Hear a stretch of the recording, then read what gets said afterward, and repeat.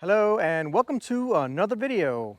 This is the Flying Gato YouTube channel. My name is Elias, and in today's video we're going to go over the 5 modifications I would do immediately after you buy yourself a Honda Civic Type R.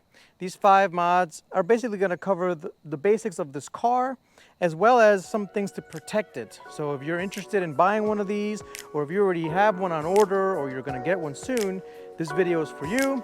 I hope you guys enjoy it. Let's go ahead and get started.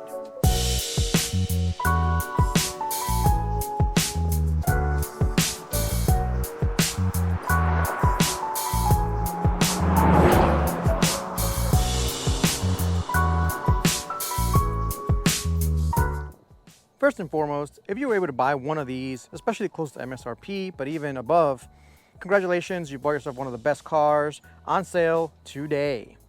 With that said, these modifications I'm going to be talking about can apply to just about any new car. So if you bought recently a new car, this applies to you. First thing I recommend everyone does is go out and buy yourself a quality set of floor mats. I got these floor mats from Amazon. They were inexpensive, and I don't like expensive floor mats because you're just stepping on them.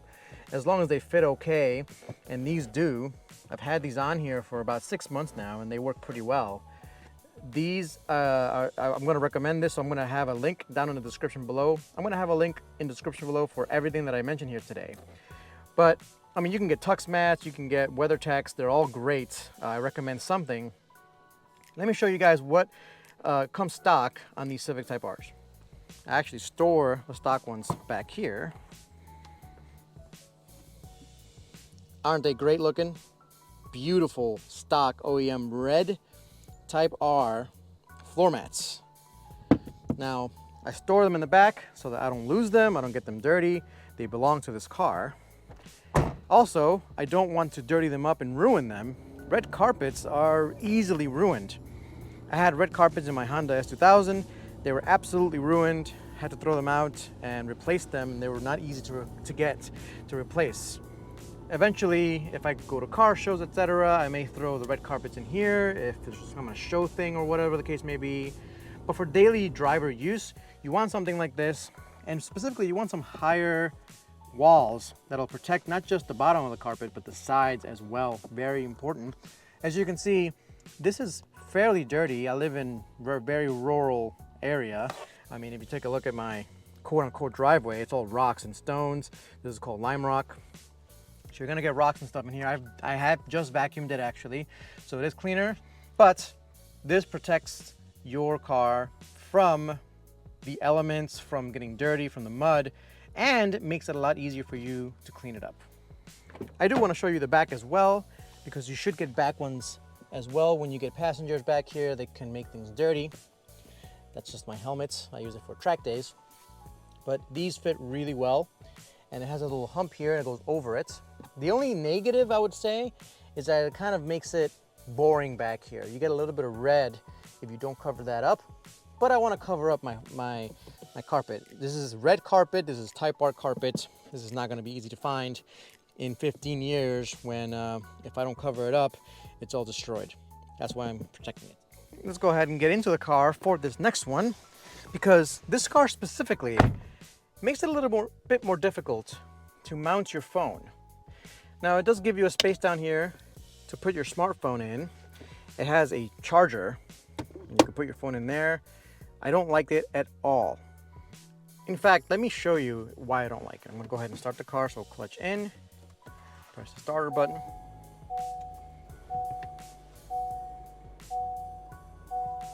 Everything's starting up, very nice.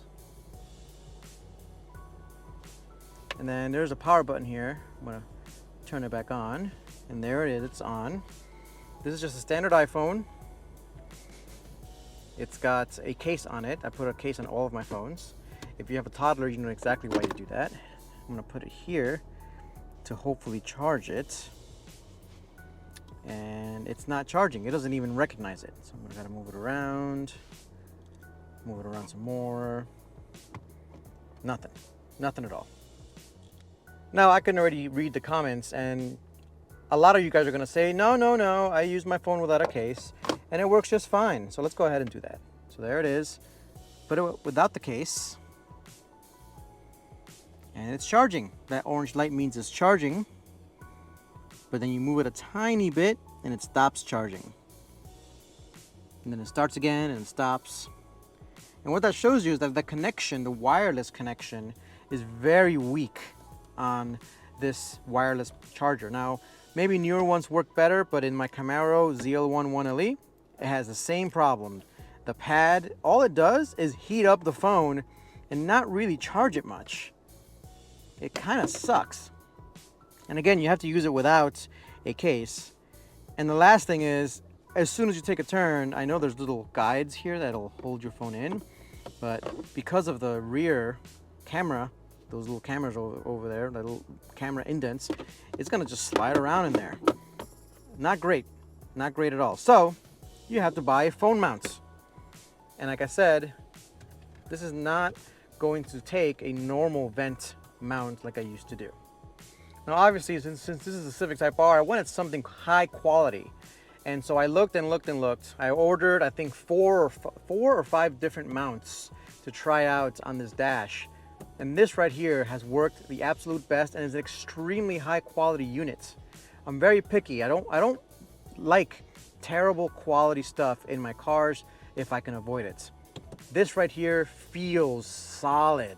It feels like it's gonna last a long time, probably the life of the car, if not longer.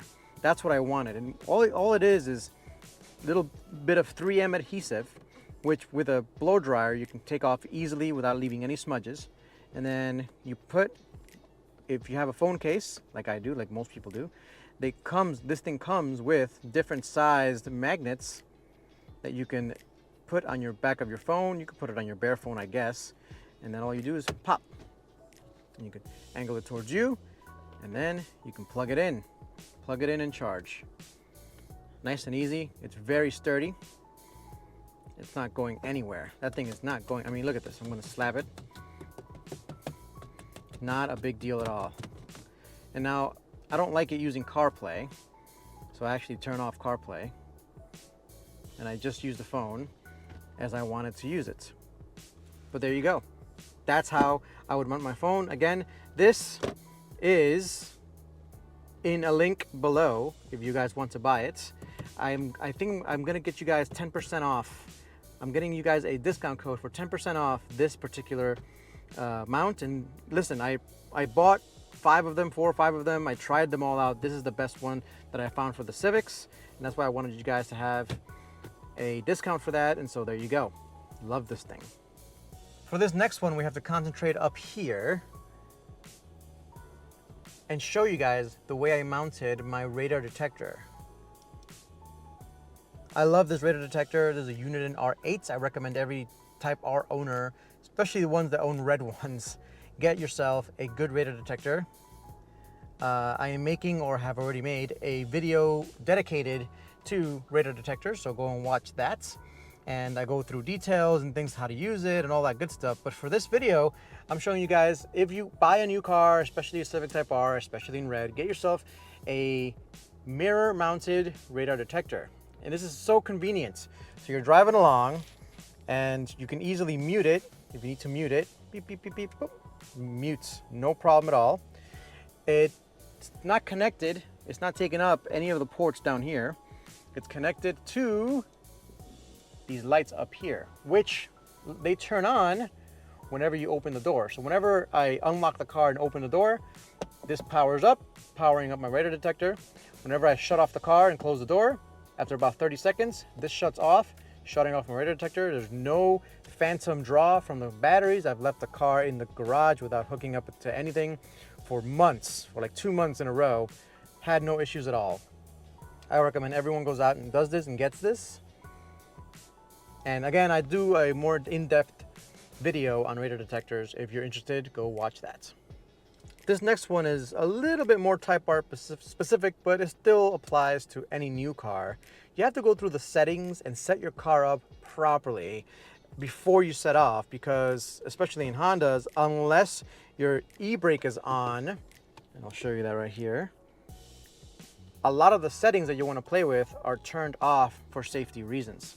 So the e-brake is on, this is my dash, and all of this is configurable here. I'll show you guys how to properly configure your Civic Type R. And really any car that has configurable shocks and dampers, etc., this is how I would do it for your daily drive activities. So in this car, we're gonna go here, vehicle settings, driver assist setup, driver collision warning distance as short as possible.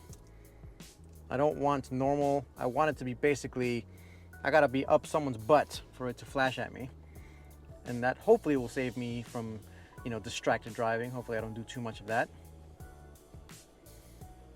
I have forward vehicle detect beep off, road departure mitigation. I'm going to make it wide.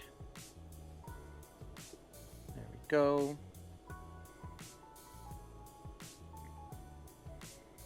Blind spot visual alert only. I don't want it to beep at me. Driver attention off, ref match system on. In case you guys don't know, for manual transmissions, this thing auto rev matches your upshift. So if you go from downshift, if you go from third to second, it revs up your engine for you, and it's really, really good. I know how to do it myself, but the way it does it is so good, I even use it. Next, I want to show you guys meter setup.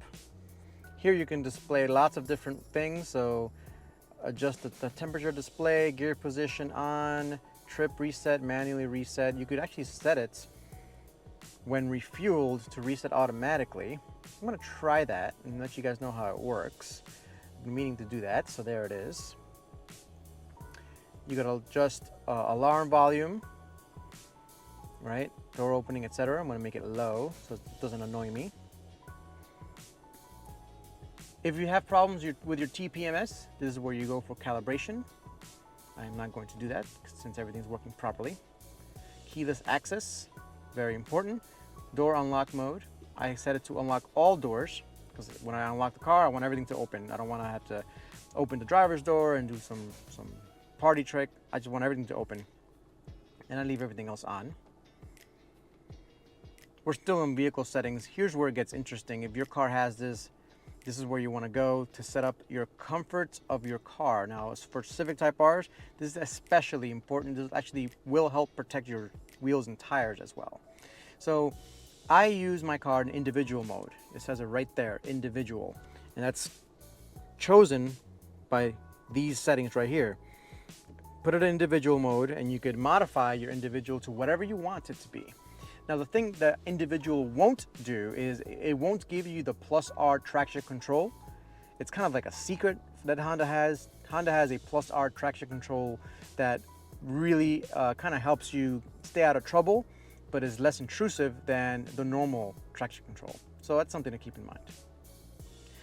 I keep my individual mode, so engine and comfort mode, and that's really just to make sure that my accelerator pedal is not twitchy. If you go near it and breathe on it, I don't want it to go from 75 miles an hour to 95 miles an hour in a second. It's really to make me comfortable. Steering, I keep it in plus R mode. I like that kind of heavier feeling that the steering wheel has. Suspension, probably the most important one. Keep that in comfort. You'll thank me later. It's gonna make the chassis a lot less bouncy. It's gonna make the suspension a lot less bouncy. You will love the car a lot better if you keep the suspension in comfort mode. Engine sound, I put it in plus R. I believe that's the speakers that kind of give you the engine sound. This thing needs an exhaust for sure. Rev match, I leave it in sport. I can put it in comfort so it doesn't respond so fast. I definitely don't want that. So I'm gonna go back to sport. I want it to respond quickly. I like that quick response. And then the gauge, honestly, there's nothing better than this gauge right here. This is the plus R gauge. This looks like the S2000 gauge, and you guys know how much of a fan I am of my S2000. So I love that this Type R has this gauge cluster just like this. It's super special. No other Civic has that. So it makes this car that much more special. Now, this last modification that I'm going to recommend to you guys, I actually have not done yet because I'm an idiot, and it has to do with the car's paint. The Civic Type R and a lot of new cars are coming with really weak paint these days. It has to do with these environmentally friendly processes that manufacturers have had to do to put their paints on in an environmentally friendly way. it just basically destroys the integrity of our paint. Let me show you some examples. Never mind that I literally just washed this car this morning. I got a bunch of bug splatters everywhere. That's not what I wanted to show you. I want to show you guys this right here. And I know I talk a lot about these paint chips, but it is incredible to me how bad this paint holds up from anything. I mean, look at this. Let's see if you guys can see that. That black mark is a paint chip, a big one. Very, very, very large paint chip. And that goes to show you, if you have a Civic Type R, get yourself a paint protection film. If you have an older car, like a Lexus especially, an older Acura, BMWs come with, I feel like, a thick coat of paint. I wouldn't worry about it, but these cars, these Civics especially, come with very weak paint. And so I recommend you get a paint protection film immediately. So there you have it, guys. If you have a Civic Type R, these are the 5 first things I would do. If I owned one, that's what I did to mine. A couple of additions I would do. I am gonna add a trunk mat. I think it would help keep that felt area, that little material that they use. It's difficult to vacuum it up, so I recommend something back there, maybe a Tux mat, a WeatherTech, or an inexpensive one. Again, everything I just talked about in this video is there's a link in the description below, except for obviously a paint protection film, which I should be getting here soon. Let me know what you guys think in the comments. That really helps us out. If I missed anything, if there's anything that you would do to your new car, put it down below in the comments. I'd love to hear from you guys. I really do. I read every single comment. All right, guys, let's wrap it up. Thanks for watching. I'll catch you next time. Peace.